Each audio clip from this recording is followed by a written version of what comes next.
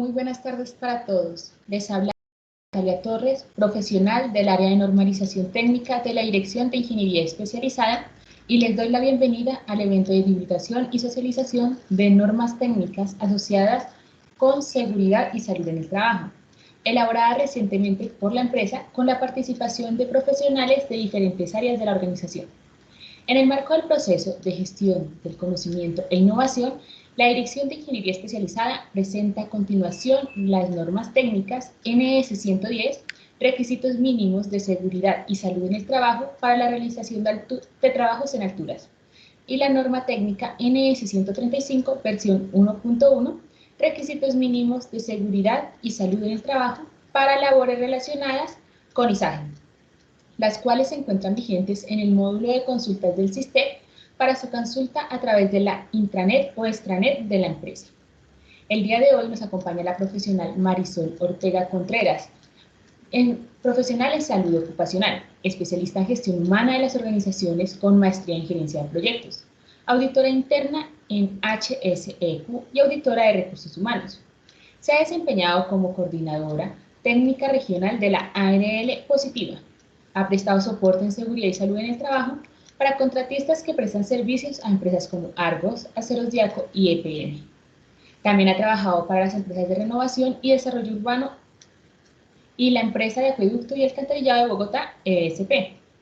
En los últimos años ha venido desempeñando en el desarrollo y actualización de las normas técnicas de seguridad y salud en el trabajo de la empresa como profesional del área de normalización técnica de la Dirección de Ingeniería Especializada. Si surgen preguntas o inquietudes, agradecemos realizarlas al final de la presentación, la cual está siendo grabada para que pueda ser consultada a través de la página web de la organización por los funcionarios y asistentes que por alguna razón no pudieron asistir. Les agradezco apagar sus micrófonos y sin más preámbulo damos inicio al evento de socialización de las normas técnicas y los dejo con la profesional Marisol Ortega Contreras para que escuchemos su presentación. Muchas gracias. Muy buenas tardes a todos. Antes de iniciar nuestra socialización del día de hoy, darle las gracias a todas las personas que nos acompañan y que están comprometidos con el componente de seguridad y salud en el trabajo y que desean y anhelan conocer más del tema para poder aplicar y cumplir con los requisitos establecidos en la normatividad y de fortalecer el sistema de seguridad y salud en el trabajo. Para el día de hoy tenemos dos normas que están muy relacionadas, que es la NS 110, es la norma que establece los requisitos de seguridad y salud en el trabajo para la realización de trabajos en alturas, y la NS 135, que contempla los requisitos mínimos de seguridad y salud en el trabajo para labores relacionadas con izaje. La normatividad en Colombia establece alturas como 1,50, ya sea hacia arriba, hacia abajo, que serían las excavaciones, y establece también el izaje o el levantamiento de cargas, como también se conoce. Entonces, iniciando, perdón, discúlpenme un momentico. Iniciando, la 110 establece los requisitos generales de seguridad y salud en el trabajo, como les mencionaba. En su primera parte, en el capítulo 4.1, establece o contempla los requisitos generales de seguridad y establece unas condiciones para laborar en alturas. Entre esas tenemos que la norma de acueducto habla de 1,20. Se deben empezar a implementar controles operacionales a partir del 1,20, es decir, es un estándar más alto de lo que establece la norma legal. La norma legal establece de 1,50 metros, pero la del acueducto está hablándonos o nos exige que a partir de 1,20. ¿Por qué de 1,20? Porque la norma nacional o la norma legal se trabajó o se contempló desde la norma americana, y la norma americana, pues obviamente la contextura y el cuerpo del personal o de los operarios americanos es mucho más alta y significativa teniendo en cuenta la población colombiana. Entonces, Esa es una también de los factores, y que a 1.20 ya se han presentado accidentes de caídas a distinto nivel, no tanto de alturas, pero sí a distinto nivel, donde se han presentado accidentes, y estos accidentes han tenido o han presentado lesiones, algunas de ellas graves. Entonces, con el fin de mitigar este aspecto, también se incluye el 1.20, las caídas que son de distinto nivel, no solamente las de altura.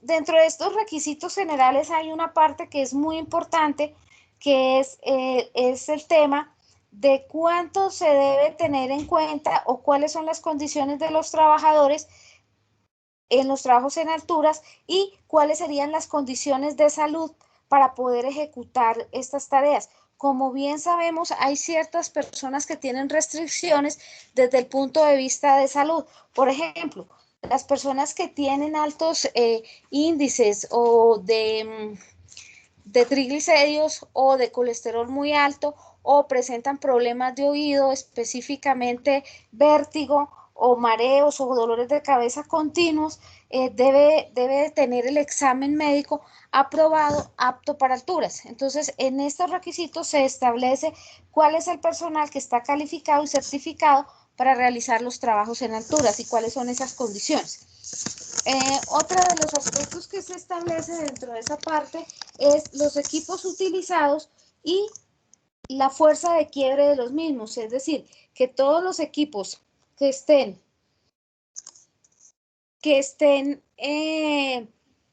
utilizados o siendo usados dentro del momento de ejecutar las tareas deben estar certificados, y la certificación debe tener una fuerza de 5.000 libras.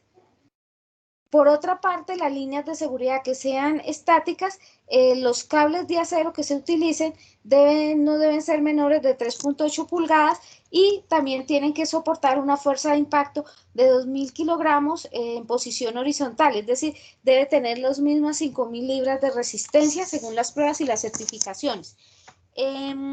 Dentro del trabajo en alturas es importante tener en cuenta que la certificación y las inspecciones a estos elementos de seguridad hacen parte del plan de trabajo seguro en alturas.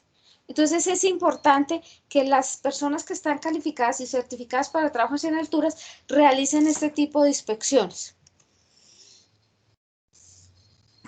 Otro punto importante a tener en cuenta es que si un elemento de protección, llámese slinga, llámese arnés o una línea de vida ya sea estática o portátil, es impactada, debe realizarse la destrucción del mismo elemento mediante acta y de manera inmediata. No puede volverse a usar porque perdería esa fuerza de quiebre o esa resistencia para la cual fue certificada. Esto es muy importante. También hay que tener en cuenta que hay líneas de vida que son fijas, que la exposición a factores naturales como la lluvia, el viento, el sol, la deterioran, y la capacidad o la certificación, digamos que sea para 5 años, 10 años, no sería la misma en condiciones de que estuviera protegida. De ahí la necesidad de realizar las inspecciones de manera adecuada. Dentro de los elementos de protección personal, tenemos uno de los principales que hace parte, digamos, de lo que se llama como los equipos de protección personal o todo el kit. Cuando hablamos de elementos de protección para trabajos en alturas, no solamente es el arnés, sino que hay todo un equipo de protección contra caídas. Dentro de los arneses hay de tipo o de clase A, clase B, que los de clase A son utilizados para hacer trabajos en suspensión, mientras que los arnés de clase B tienen una resistencia y un manejo especialmente para la protección contra caídas. ¿Cómo debe ser el almacenamiento? ¿Cómo debe ser el almacenamiento y la conservación de los arnés? Primero, los arnés siempre deberían estar en almacenamiento de forma suspendida, con un ambiente donde no esté expuesto a factores ambientales como los que ya se mencionaron. De igual manera, se debe evitar que se guarden o se enrollen y que entren en contacto con líquidos corrosivos o con pinturas. Por ejemplo, cuando el arnés es utilizado para hacer trabajos de pintura de manera suspendida o elevada, el arnés casi siempre se salpica. Al ser salpicado, esa pintura empieza a cristalizar el arnés y es posible o probable que durante la caída el arnés ya haya perdido parte de su resistencia. También es preferible que no se limpie con aceites o con algún tipo de detergente, porque eso también hace perder la calidad de la resistencia y la certificación. Por lo tanto, se solicita que toda la gente que maneja los arnés los almacene de manera adecuada. También, si el arnés es arrastrado, las partes o las hebillas que hacen parte de las partes metálicas y las hebillas que hacen parte de este arnés empiezan a sufrir una pérdida de calidad y sufren un desgaste. El golpear el arnés hace que estas hebillas se debiliten y en el momento de un impacto no, generalmente puede pasar que no cumplan con su función o para lo que fueron diseñados por la pérdida que les mencionaba o la fuerza de desgaste. De igual manera, si hay arnés, no, en el mercado casi ya no hay, que aquellos que poseen cinturones de cuero nunca se engrasen con aceite mineral o animal para evitar, evitar que se quiebren, ¿sí? Que se agrieten. Eso tampoco se debe hacer. Frente a elementos de protección colectiva para el trabajo en alturas, entonces se encuentran las redes de seguridad y se encuentran las mallas de seguridad. Estas mallas no deben someterse a calor o a fuego o a exposición de vapor excesivo porque pierden la resistencia. Es necesario o es bueno tener en cuenta que se deben inspeccionar mínimo cada semana para identificar algún cambio brusco o alguna pérdida de su composición original o algún tipo de daño o lesión dentro de las mismas. Frente a los andamios, entonces los andamios se clasifican de acuerdo a las capacidades y a las máximas cargas que estos puedan sostener. Lo ideal es no usar ya andamios de tipo tubulares. El tubular, como ustedes saben, no está certificado y esto hace que se incremente el riesgo. ¿Por qué? Porque generalmente el andamio que es tubular, para poder llegar a ciertos niveles de trabajo, se utilizan hasta más de 5 niveles y el andamio no tiene estabilidad después de 5 niveles. Es más, después del tercer nivel ya los andamios tubulares deben estar asegurados. Y las tablas que se utilizan para armar los andamios muchas veces no cumplen con lo más mínimo frente a seguridad. Por otra parte, el andamio tubular permite a veces montarlos sobre superficies falsas como ladrillos o tablas añadidas. Entonces, esto genera un problema muy complejo en las obras. Yo entiendo y se cree que se ahorra más haciendo la inversión en andamios tubulares que teniendo los que se llamamos tipo layer, que son los certificados, que son los que vemos en la imagen en la diapositiva. ¿Cuál es la diferencia entre un tipo layer y un tubular desde el punto de vista de seguridad? La estabilidad y la seguridad de los trabajadores y la protección adicional. Por otra parte, los andamios que son tubulares se acostumbran a desplazarlos para alcanzar ciertos niveles de operación y sin desarmarlos, sino que se trasladan de manera completa y armada, y esto ha generado múltiples accidentes por la caída de las tablas, sobre todo por el contacto con redes eléctricas. Hay diferentes casos de electrocutación y de muerte de 3 y 4 trabajadores de manera inmediata porque se energiza el andamio. Entonces es muy importante que en las obras tengamos en cuenta, no está prohibido por normatividad el uso del andamio tubular, pero lo ideal es que no se utilice por todos los riesgos que tienen implícitos o asociados al uso de este elemento. La empresa de acueducto, dentro de su norma, pues va a exigir que no sean de tipo tubular, sino que solamente sean sean los de tipo layer, que son los que están certificados. Adicional, el tipo layer es mucho más funcional, es más práctico, pueden subirse hasta niveles de 15, 20 niveles, siempre y cuando se conserve con la estabilidad, ¿no? De igual manera, las personas que van a estar operando dentro del mismo andamio. La idea es que no se pase la máxima de carga que trae el andamio para el cual viene diseñado. ¿Qué aspectos se deben tener en cuenta durante el uso de un andamio? Entonces, primero, la ubicación del andamio, la inspección antes de ascender y antes de descender. En el momento de arma y desarme, generalmente se producen eventos o accidentes con lesiones leves, pero digo que igual nos va a afectar nuestra estadística y nos va a afectar el buen uso del elemento de protección. En el momento después de realizar la labor, de igual manera debe asegurarse que el andamio no quede expuesto. O sea, tenemos dos opciones. Es muy difícil todos los días armar y desarmar andamios porque esto nos implica una exigencia de tiempo y frente a la gestión que debemos hacer y poder finalizar las obras en los tiempos que tenemos establecidos, el armar y desarmar un andamio frecuentemente genera unos riesgos adicionales, pero también una inversión de tiempo muy importante.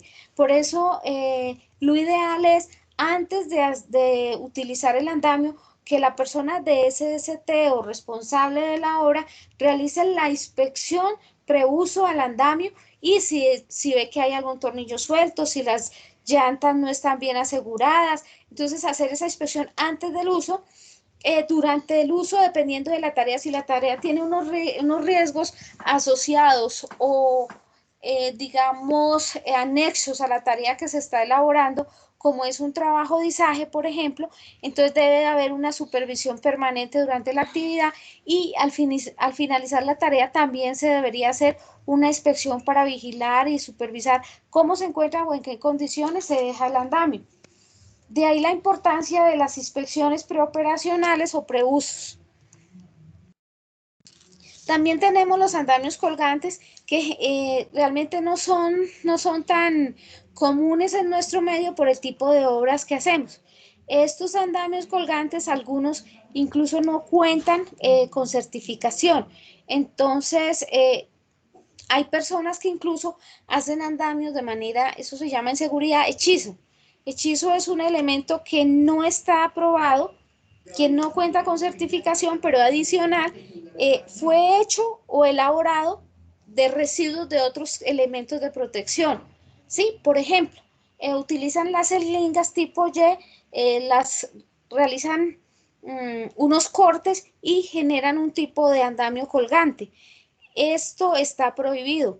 El que tengamos un evento y el elemento de protección personal o colectiva sea de elaboración hechiza, eso tiene unas implicaciones legales muy fuertes frente a responsabilidad civil, administrativa, penal y obviamente esto generaría algún tipo de sanción y multa, no solamente para la persona que dio la directriz, el SST, sino también para las empresas que son dueñas o que están encargadas del proyecto o del proceso.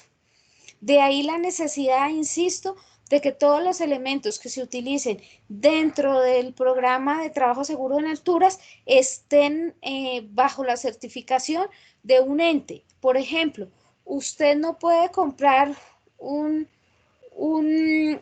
arnés o un elemento que diga que es aprobado por Pepito Pérez y está elaborado por Pepito Pérez. Eso no está bien. De ahí que es necesario que ustedes conozcan cuáles son los elementos o cuáles son las fábricas que certifican y que tienen, por ejemplo, aquellos que tienen en su normas de calidad de fabricación que están certificados y que tienen, por ejemplo, marquilla con certificación ANSI-Z o que son de SGS, sí, con una certificación de calidad adicional.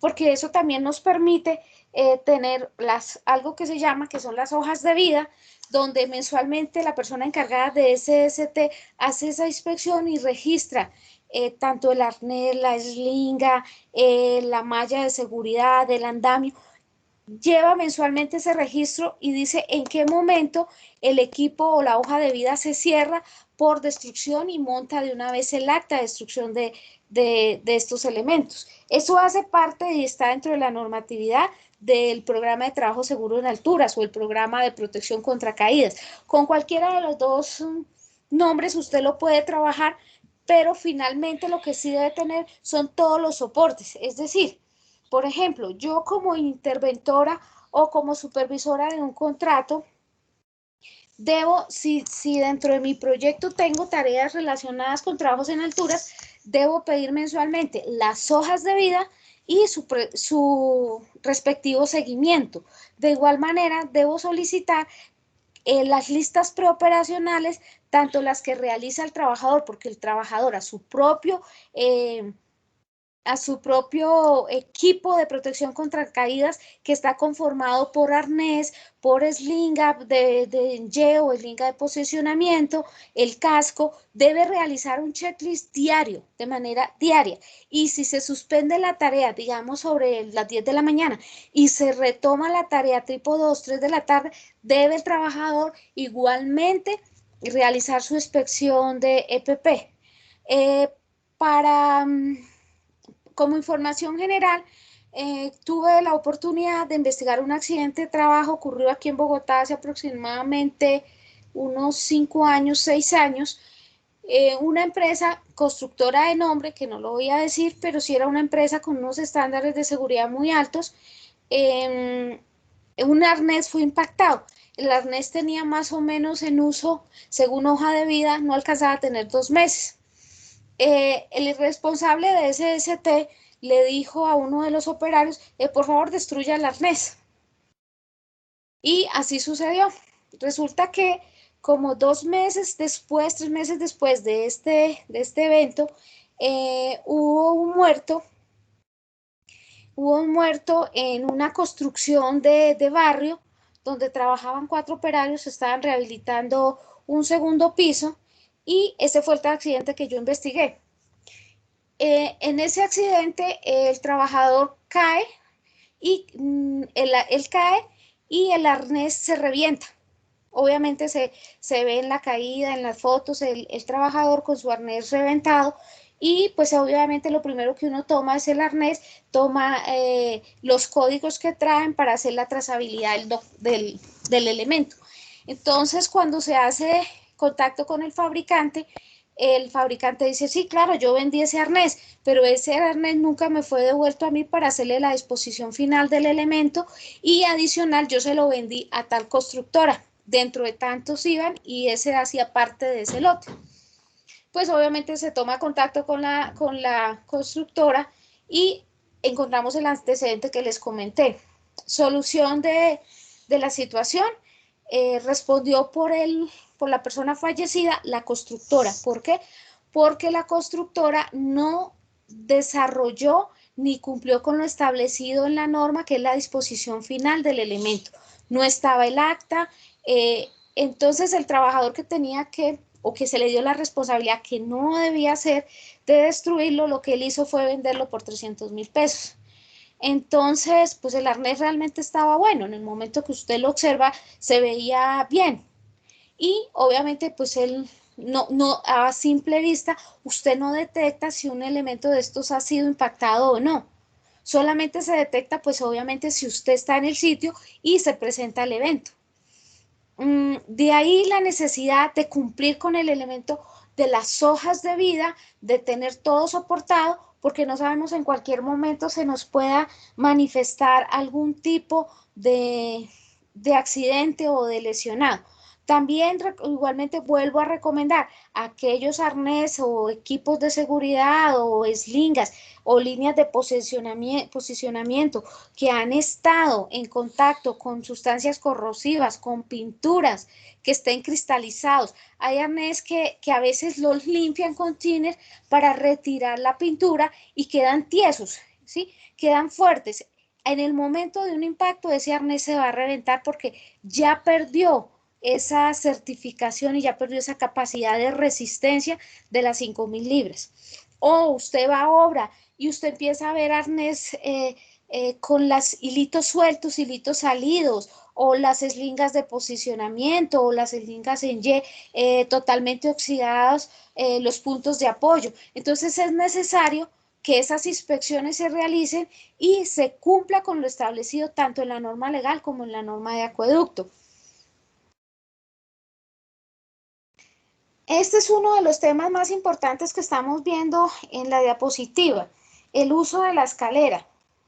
La escalera, primero, no se le da el uso de manera correcta, ni se le da el trato que se necesita o con los cuidados que se deben tener. Generalmente las escaleras que tenemos en obra son escaleras en madera que no cumplen ningún tipo de norma ni que a veces están, digamos, sus pasos están ya deteriorados y muchas veces no permiten realizar un trabajo adecuado. O se dice que la lista de chequeo preoperacional debe realizarse para todo el tipo de escaleras. Tampoco muchas veces lo hacemos. Por otra parte, si la escalera no tiene unas bases para poderla asegurar, debe tener unos puntos de apoyo. La escalera debe sobrepasar el nivel que estamos trabajando y de igual manera la escalera tiene que estar asegurada. Si bien es cierto, hay una parte del trabajo que la escalera es la parte inferior en el momento que un trabajador va subiendo, otro trabajador la sujeta, pero a veces el trabajador que sujeta preciso es el más flaquito y el que se está subiendo es el más alto. Se pierde muy fácil el equilibrio, no estaba asegurada y el trabajador tiene una caída importante. Ahora, como se trabaja con escaleras, hay personas que creen que por el solo hecho de tener una escalera no se debe ¿qué? Contemplar que es un trabajo de alto riesgo o un trabajo en alturas o un trabajo a distinto nivel, sino que se considera que por el hecho de tener la escalera ya la persona está totalmente asegurada. Entonces, la escalera también es contemplada, el uso de la escalera contemplado como un trabajo en alturas. Entonces, hay que también aplicarle las listas preoperacionales, aplicar el permiso de trabajo, es decir, en el permiso de trabajo, en las observaciones usted puede escribir, se levanta permiso de trabajo por trabajo con escaleras o con instrumento de escalera. Bueno, referente a las líneas de vida, entonces como ya lo habíamos mencionado, hay líneas de vida que son portátiles, que son fijas y en diferente material. Por ejemplo, a veces uno llega a obras a inspeccionar o a hacer una visita y uno encuentra que las líneas de vida supuestamente son líneas de vida pero son unas sogas muy gruesas, por decir algo. Eso no quiere decir que está certificada y mucho menos que cumple con el requisito de las 5.000 libras. La línea de vida no es equivalente a una soga y eso hay que tenerlo en cuenta. Ahora, si tenemos las escaleras, especialmente, por ejemplo, tenemos escaleras en los tanques, entonces ese tipo de escalera antes tenían un guardahombre, ahora hay unas que ya no tienen guardahombre, pero por obligación deben tener una línea de vida fija y adicional se debe contar con los famosos que los conocemos como los carritos, ¿sí? Que es el que nos permite ascender y descender de manera segura y en el caso de un resbalón o de una caída quedamos asegurados mientras nos hacen el rescate o podemos hacer un autorrescate en el caso de que la persona tenga el conocimiento, que debería tenerlo siempre y cuando trabaje en alturas. Ahora, los puntos de anclaje. Los puntos de anclaje, hay unos anclajes que son, casi todos son fijos y esta es una tarea que la empresa ha venido haciendo. ¿Para qué? Para poder asegurar los trabajos en ciertas, digamos, en ciertas alturas o en ciertos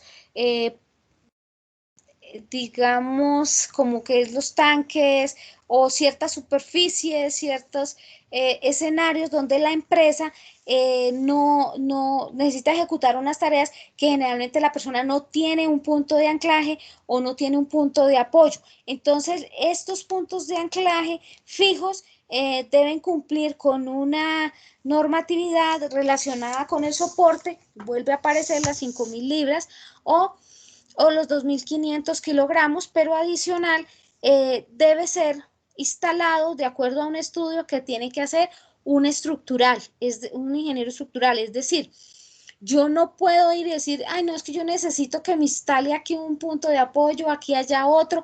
¿Por qué? Porque eso se necesita el estudio técnico, donde ese estudio me va a dar a entender que si se autoriza un punto de anclaje en un sitio, es porque esa pared o ese material donde yo lo voy a solicitar o a colocar, va a tener la capacidad suficiente de sostenerme tantas personas o va a cumplir con este punto de apoyo de las 5.000 libras. ¿Por qué no hacemos nada si ponemos el super punto de anclaje en un sitio que no tiene estabilidad? Porque obviamente se va a romper en el momento de una caída. De ahí la importancia de que no se hagan las cosas de manera... ¿cómo se diría? De manera empírica, sino que en el momento que usted necesite instalar puntos de anclaje, tenga su estudio estructural de en qué parte y por qué. Y de acuerdo también, obviamente, a las necesidades o si es la necesidad de hacer un reforzamiento de la estructura para poder instalar estos puntos de anclaje. Eso hace parte de las responsabilidades que tenemos como diferentes actores y responsabilidades dentro del sistema de gestión de seguridad y salud en el trabajo. Las eslingas, como le decía, entonces hay eslingas de posicionamiento y hay eslingas que conocemos como de absorbente o de choque, que generalmente son las son de tipo Y. Estas eslingas se constituyen o hacen parte del equipo de protección contra caídas. Entonces, generalmente va un arnés, una slinga de Y o una adicional de posicionamiento, más el casco, que es lo mínimo para hacer trabajos en altura, ¿sí? Esos 4 elementos se utilizan mucho. ¿Cuál es la función de la slinga absorbente de choque?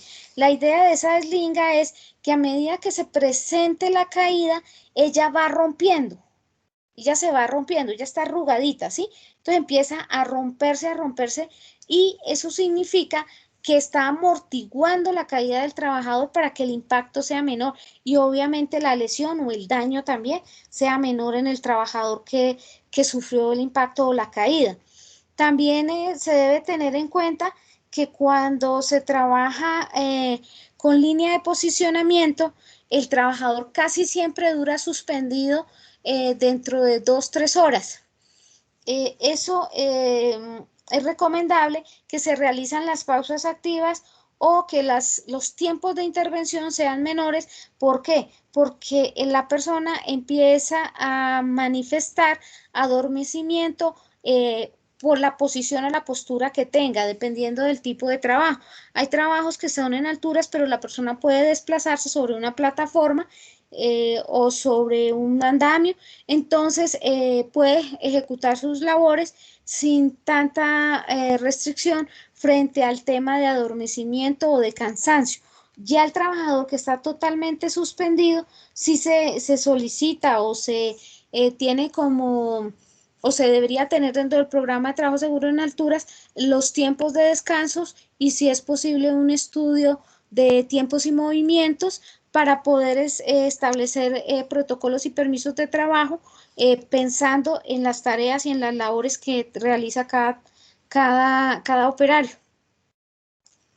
Finalmente, la norma nos habla de un tema que son los permisos de trabajo en alturas y tiene digamos, unas acciones o unos pasos y cómo debe actuar o quién es el responsable de realizarlo. Si bien es cierto, para poder hacer un permiso de trabajo, se debe tener en cuenta quién lo debe firmar. Y esto ha sido digamos, una discusión que se ha mantenido frecuentemente y la norma es muy completa en eso y dice que cualquier persona que sea competente puede generar un permiso de trabajo o puede solicitar el permiso de trabajo. Que es una persona competente que tenga experiencia en trabajos en alturas y que adicional esté certificado. ¿Cuál es la certificación? Que tenga el curso avanzado de trabajos en alturas y adicional que tenga el curso de coordinador de alturas aprobado. Entonces, ¿cómo funciona eso? Antes uno iba a cualquier escuela y hacía el curso y le daban su certificado y ya. Resulta que a partir de hace más o menos 2 años hacia acá, el Ministerio de Trabajo habilitó una plataforma y adicional hizo unas inspecciones y unas visitas donde cerraron muchas academias o algunos sitios de formación de trabajos en alturas. Entonces, ¿qué pasó? Cuando el permiso de trabajo tiene un código, trae un código. Cuando usted ingresa ese código en esa plataforma, ahí le dice si su certificado está vigente o si no está vigente. Caso personal, yo entré a hacer el curso en enero del 2018. Hice mi curso de renovación de alturas y de coordinador, porque eso tienen un tiempo de vencimiento. Y resulta que pues yo metí mi código normal cuando en la plataforma en enero estaba habilitada la empresa Pepito Pérez. Cuando volví a ingresar para verificar mis certificados, ya no aparecía. Resulta que entre enero, febrero a julio, la empresa por la cual yo me certifiqué, la cerraron. Y entonces perdimos la platica. Y pagué en otra parte donde estuviera certificado, otra vez obtener los diplomas y las certificaciones para poder ejecutar tareas de SST. ¿Por qué? Porque uno como SST tiene que tener como mínimo esos 2 cursos aprobados. Si no, pues usted no debería estar haciendo tareas de SST porque no está autorizado y no es una persona competente. Entonces, recomendación para las personas que tienen bajo su cargo o bajo su ejecución de las responsabilidades y funciones, estén o sean supervisores de contrato donde se tenga tareas en alturas o izaje o excavación.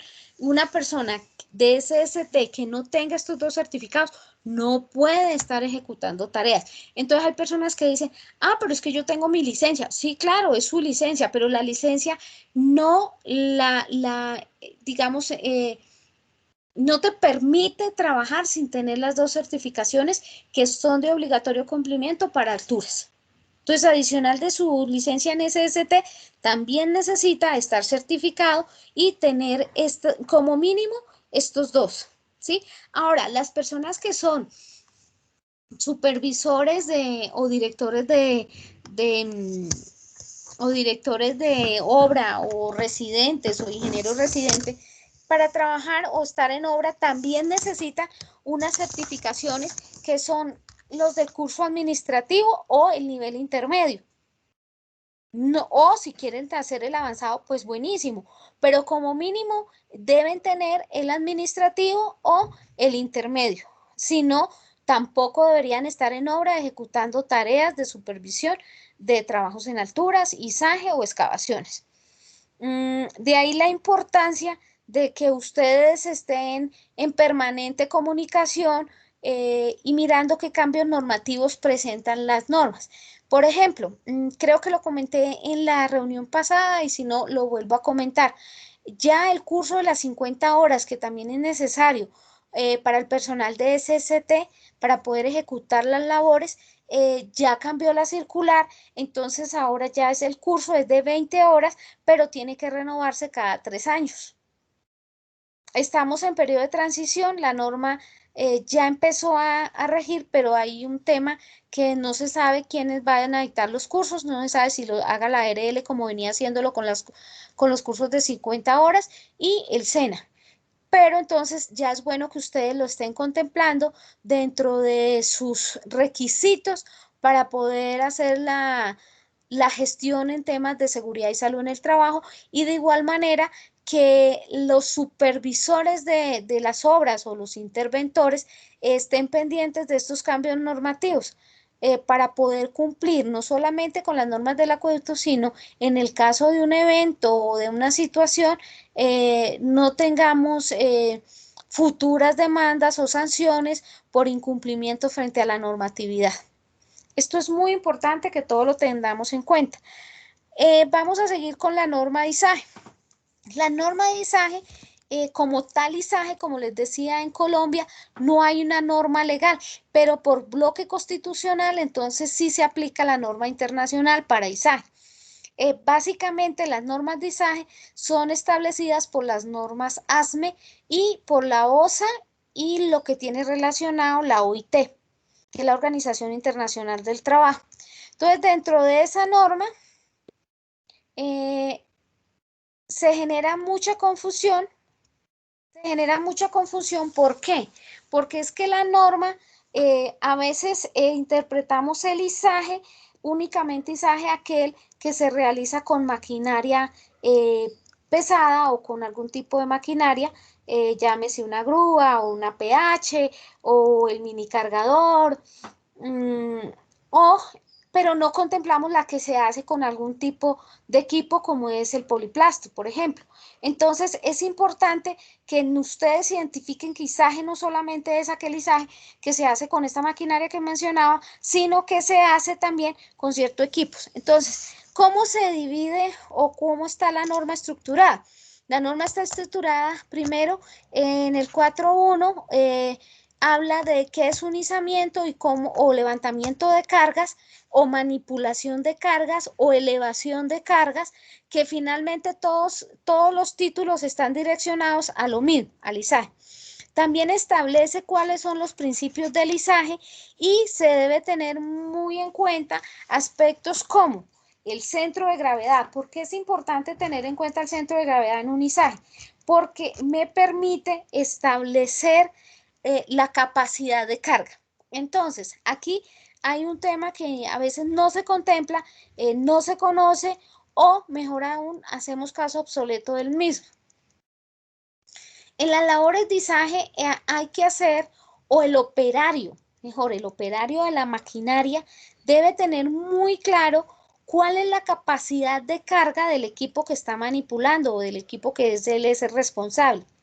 La capacidad de carga es vital en el momento de un izaje o de un levantamiento, y esto está relacionado con el centro de gravedad. Si yo supero la capacidad de carga, obviamente este centro de gravedad se va a ver ¿qué? Alterado también. La palanca, entonces es lo que a veces llaman el boom, ¿sí? También hay que tener en cuenta la estabilidad del equipo o la máquina, es decir, dónde la voy a acomodar, si es firme, si tiene la capacidad, si no existe el riesgo de volcamiento, porque es que esto es lo que pasa cuando hacemos actividades de izaje. Por alguna extraña razón, yo la llamo instinto, casi siempre los operadores de maquinaria o que hacen izaje, en el momento de un volcamiento, siempre se tiran. Siempre se lanzan se salen de la cabina, y muchas veces los accidentes se producen es por eso, por aplastamiento, porque la persona cae mucho más rápido, sale mucho más rápido que en sí el volcamiento, y casi siempre quedan atrapados, lesionados o la verdad muertos por la misma máquina, ¿sí? Entonces es importante tener en cuenta eso, y de igual manera la integridad estructural de la máquina, que la cual debe estar, y ojo aquí, repito, esto es para la gente que es supervisora sobre todo, y que es operaria o que se encarga de algún tipo de interventoría donde estén actividades de izaje. Las máquinas utilizadas en izaje deben tener una certificación dada al equipo, no a los trabajadores, sino al equipo adicional, ¿no? Al equipo donde un organismo autorizado por la UNAC realice esa certificación del equipo y diga que está funcionando de acuerdo a, y que de acuerdo al último mantenimiento, esta máquina es operacionable o está en óptimas condiciones de operación. Ahora, otro caso. Aquí las personas que hacen izaje también tienen que estar certificados en trabajos en alturas, el operador y el aparejador. ¿Quién es el aparejador? El aparejador es la persona que ayuda al operador a indicarle cómo debe accionar la carga, porque hay partes o puntos ciegos. Y el aparejador es el que hace esa función tan importante. Usted no puede tener un operario solo. Usted, si tiene una máquina, mínimo debe tener un aparejador con su operador. Eso es indispensable y hace parte de la norma. Entonces, acá también es necesario que esas personas que tienen contratos con el acueducto, entonces tienen un operador y resulta que Juanito Díaz lo certificamos como operador de maquinaria pesada o de PH o de grúa o de acuerdo a la clasificación que le den o que se necesite. ¿Y quién lo certifica? La misma empresa que lo contrata. Eso no debe ser y es de las cosas que se han encontrado en investigaciones de accidente de trabajo y que eso ha tenido una importancia en el momento de la demanda, porque la demanda, ustedes saben que hay 4 niveles y si se llega al nivel penal, no solamente es pagar como tal las lesiones, sino que adicional puede una persona terminar en la cárcel por omisión.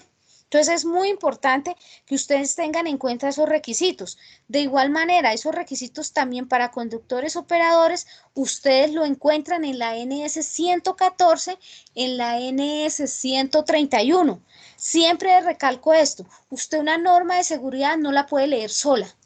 Usted tiene que tener que apoyarse de las otras, porque aquí tenemos usted nunca va a encontrar una norma con todos los requisitos para cierta tarea. No, porque como es un tema tan denso, es un tema bastante, a veces con mucha normatividad, entonces usted tiene que mirar qué otras normas le pegan o están relacionadas con la tarea que usted va a controlar o a supervisar. Entonces, la NS 135 tiene que ver con excavaciones, tiene que ver con alturas, tiene que ver con la NS 114, que es todo el tema de equipos y maquinaria que llamamos amarilla, la 107. Entonces, usted tiene que mirar en qué requisitos hay en cada una y armar su bloquecito en el momento que esté organizando o exigiendo los perfiles de cargo del personal operativo, ¿sí? Es muy importante que usted tenga claro eso. ¿Por qué?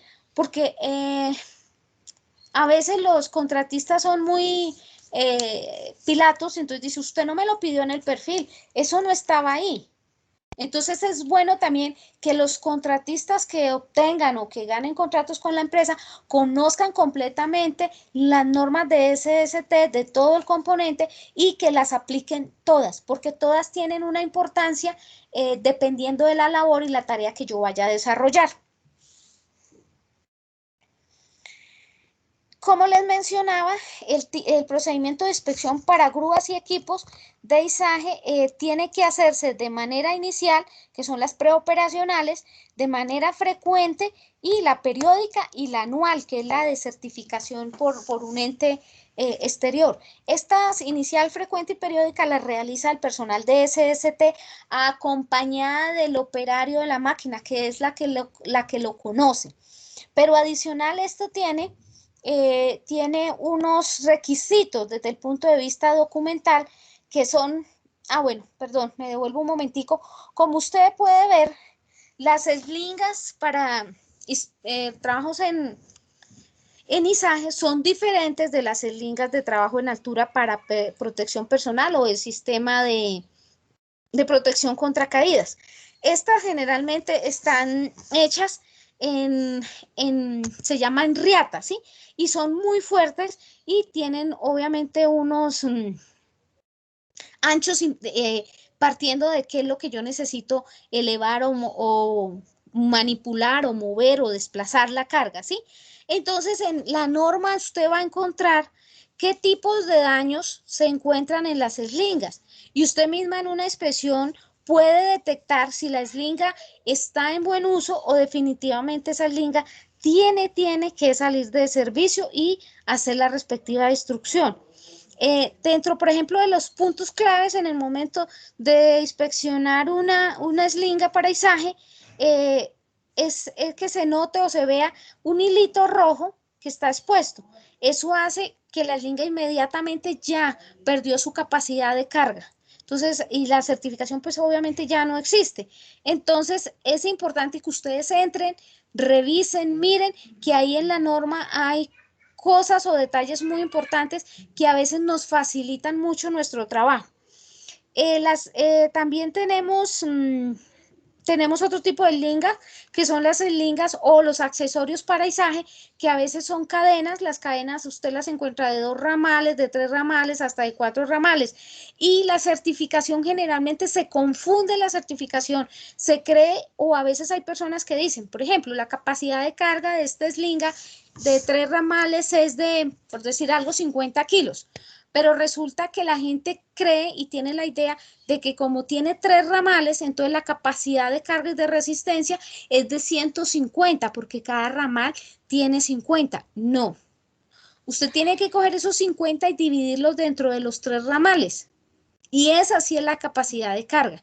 Ahora, el operario debe tener eso viene una tarjeta con cada equipo, y con cada equipo dice que dependiendo del tipo de eslinga que usted utilice, si es en acero, si es en cadena o si es en riata, tiene una capacidad el equipo. Y de acuerdo a eso usted tiene que hacer algo que llamamos el plan de izaje, que ya lo vamos a mirar más adelante. Entonces, dentro de ese plan de izaje, bueno, la norma tiene es que ya el tiempo está corriendo, tiene digamos, unas situaciones o unos ejemplos de qué se debe hacer, cómo se debe hacer, dentro de cómo parar el equipo, dónde direccionar el equipo y darle estabilidad. De igual manera, la norma trae cuáles son las distancias seguras dentro de la manipulación de cargas para evitar el contacto con redes o energía que puedan causar algún daño o una lesión importante. Y también tiene el lenguaje de señas, que lo veíamos en la socialización de la semana pasada, que fue la NS 181, que tiene que ver con seguridad industrial, que yo les decía que todo el tema de gestos, y ahí dice, por favor, revisar la NS 135. Entonces, acá está cada una de las señales, y era lo que yo les comentaba, que esas señales son el estilo o la forma de comunicarse del aparejador con el operario. ¿Para qué? Para manipular la carga de una manera segura. A veces hay necesidad de instalarle a las cargas algo que se llaman los vientos, que básicamente es poner unas cuerditas para poder direccionar la carga, porque la carga presenta, digamos, en el momento de meterla en el sitio que se dificulta mucho, no hay visibilidad, entonces se instalan vientos para poder apoyar, pero estos vientos deben tener unas distancias prudentes y nunca, nunca, nadie debe estar debajo de una carga izada. Entonces venimos acá. Los izajes pueden ser de dos clases, crítico y no crítico.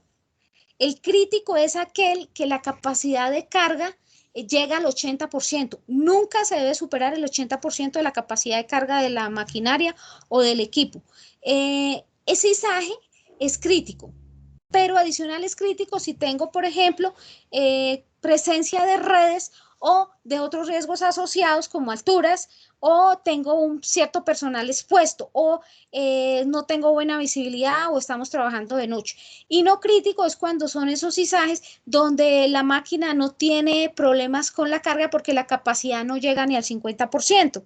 Y no tengo, digamos, situaciones anexas o asociadas como deslizamiento en el terreno, falta de visibilidad, ¿sí? Es todo lo del tema de un izaje crítico. ¿Quién debe hacer el plan de izaje? El plan de izaje lo debe hacer el operario de la máquina, no el SST, porque el que conoce y puede establecer el mapita, porque eso se hace, el plandizaje también se hace con un mapita, donde yo digo dónde ubiqué mi máquina, a cuántos metros más o menos, cómo voy a hacer la rotación, cómo voy a hacer el manejo de esa carga, es el operador el que la debe hacer.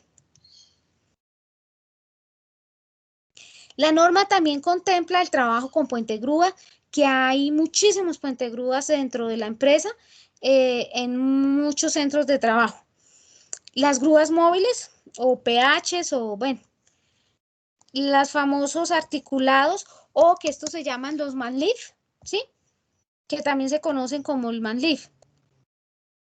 Los montacargas hacen parte de las labores de izaje, pero acá no se establecen los requisitos. ¿Por qué? Porque los requisitos están en la NS 130, que son exclusivamente para el trabajo, operación, mantenimiento, etcétera, de montacargas. Y tenemos, como les comentaba, cuáles son los accesorios o los elementos de izaje. ¿Cómo se deben hacer los tipos de desganche dependiendo de qué? Del tipo de eslinga. O sea, usted no puede asegurar una carga de igual manera, sino que eso va también de acuerdo a la capacidad, como yo les comentaba, pero también a la forma de la eslinga y del material que se tiene, y también de la carga que se vaya a izar. También tiene unos, digamos, recomendaciones de qué no se debe hacer. A veces para asegurar la carga, la gente tiende a meter tubos o ladrillos o pedazos de piedra o algo. ¿Para qué? Para que la carga quede fija. En uno de esos procedimientos, un trabajador la sacó barata, la verdad. Del momento del izaje, él estaba metiéndole algo para asegurarlo. El operador no había aparejador, el operador simplemente alzó la carga, le atrapó la mano, pero gracias a Dios, yo no sé cómo logró sacarle y solamente le quitó la mitad del dedito. Entonces, de este tipo de formas y de actos inseguros es que nos generamos accidentes de trabajo y lesiones que pueden ser evitables. Qué pena la carrera, pero el tiempo nos apremia. La invitación es para que entren, revisen las normas, conozcan los requisitos. Y ahora, entonces, vaya a solicitar que por favor me apoyen y me colaboren con con el tema de apropiación del conocimiento a través del chat. Les estoy enviando en este momento el enlace para que por favor ingresen y desarrollen la evaluación. Está súper cortica, súper sencilla, pues no es evaluación, es un tema de conocimiento muy sencillo y damos 3 minuticos, 4 minuticos para contestar la apropiación del conocimiento y iniciamos con la ronda de preguntas. De igual manera, el que quiera dejar las preguntas en el chat, entonces la pueden dejar.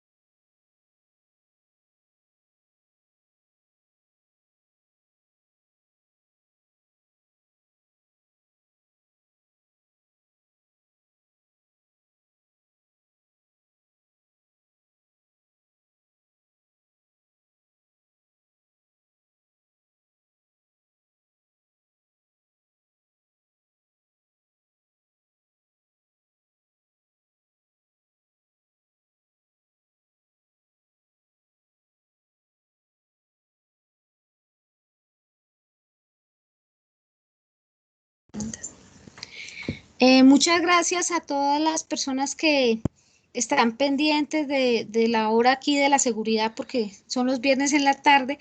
Quiero saber si alguno tiene preguntas, si hay dudas, con mucho gusto.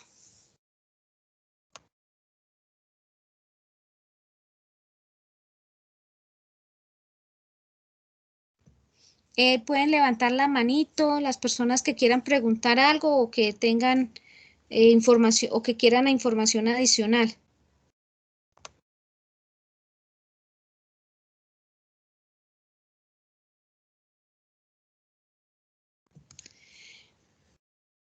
Bueno, no veo preguntas ni en el chat, ni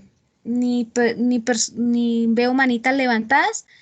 Entonces, en ese orden de ideas, quiero darle las gracias a todos por la asistencia, por el acompañamiento y es muy como recomendación que ustedes inviten a las personas que usted a su consideración crean que deban estar en estas charlas y que deberían recibir este tipo de información.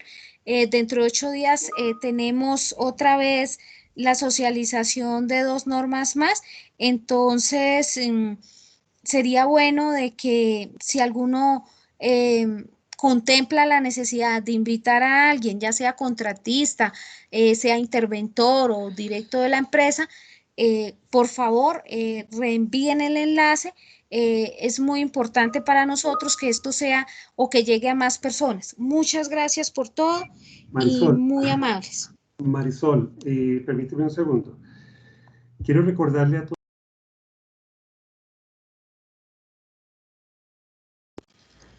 Ingeniero, se cerró su micrófono. Aló.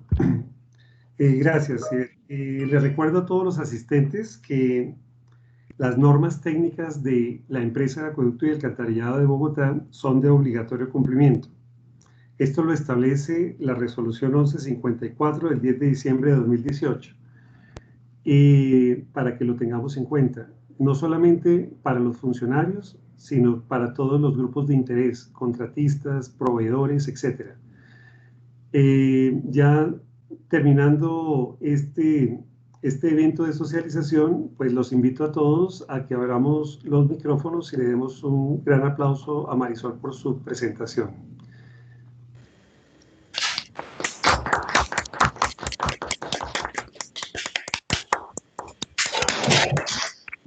Para terminar, les deseo a todos los asistentes un excelente día y nos veremos en un próximo evento de socialización de las normas y especificaciones técnicas del acueducto de Bogotá. Muchas gracias a todos por su asistencia.